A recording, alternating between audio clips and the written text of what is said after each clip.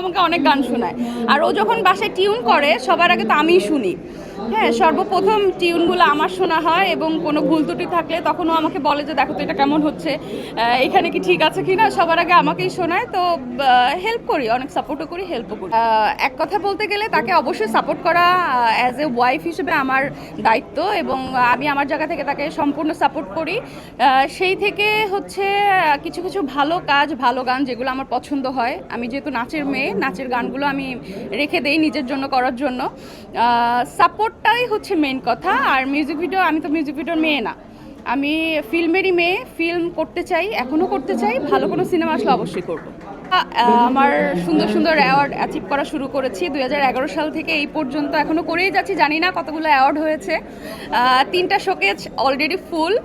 আর এই তো এখন তো ইদানিং আরও বেশি, এখন তো ইদানিং আমার কাজ খুবই কম, শুধু মিউজিক ভিডিও ছাড়া কিন্তু আমার ফিল্মের কাজ খুবই কম। তারপরেও যে আমার গত কাজের হিসাবে আমাকে এখনও যে সুন্দর সুন্দর এরকম অ্যাওয়ার্ড আমাকে দিয়ে যাচ্ছে, এটার জন্য আমি অনেক কৃতজ্ঞ।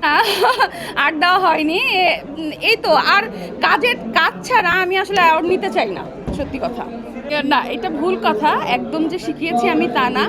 নাচটা অ্যাকচুয়ালি ভেতর থেকে থাকতে হয়। ওর আগে থেকে একটু নাচের প্র্যাকটিস ছিল এবং হয়তোবা ওইভাবে করতো না, নাচ করার ওইভাবে সুযোগও পাইনি। তো আমি যেহেতু নাচের মেয়ে, আমি ওকে বলেছিলাম যে আমি যদি মিউজিক ভিডিও করি আমি একমাত্র নাচের গানই করব, আমি কোনো স্যাড গানে করতে পারবো না। এবং তুমি যেই সব টাইপের কাজ করো, স্যাড সংও বেশি করে, আমি কোনো স্যাড হিরোইন হতে পারবো না। তো আমার সাথে করতে গেলে নাচ শিখতে হবে। তো আমাকে প্রথমে বললো আমি তো অত ভালো নাচ পারি না।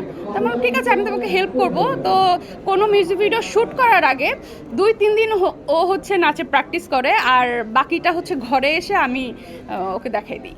সিঙ্গার না, খুব সিম্পল কথা নিয়ে গান বানাতে খুব পছন্দ করে, কারণ এই কথাগুলো হচ্ছে অনেক ছোটবেলায় আমরা ছড়াতে পড়েছি। তারপরে এই যে 2 চাকার সাইকেল, মানে সাইকেল তো 2 চাকারই হয়।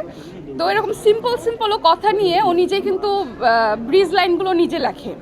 তারপরে এই যে আতা গাছে তোতা পাখিটা, এই হুট করে এটা বানিয়েছে। তার আগে কিন্তু রিলিজ হয়েছিল, ভুলে গেছি গানটা, এখন মনে পড়ছে না।